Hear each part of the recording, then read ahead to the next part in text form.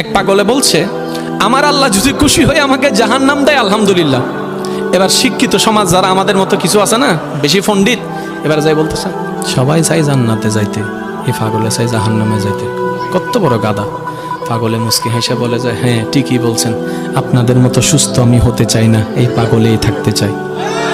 এবার তাদের একটু টনক লটলো, কয় কেন? সবাই চাই জান্নাত, তুমি চাচ্ছ জাহান্নাম। বলে যে ভাইয়ারা, আপনারা মনে হয় আমার কথাটা খেয়াল করেন নাই। আমি বলেছি আমার রব যদি খুশি হয়ে, আমার রব যদি খুশি হয়ে আমাকে জাহান্নাম দেয়, আমি সেটাও নিতে রাজি। বলে যে এখনো বুঝলাম না। পাগল বলে জ্ঞান দিয়ে রবের বিষয় বোঝা যায় না, দিল দিয়ে বুঝতে হয়। আরে শুনো, রব যখন খুশি হয়ে যাবে জাহান্নামটা জান্নাত হয়ে যাবে, রব যখন নারাজ হয়ে যাবে জান্নাতটা জাহান্নাম হয়ে যাবে।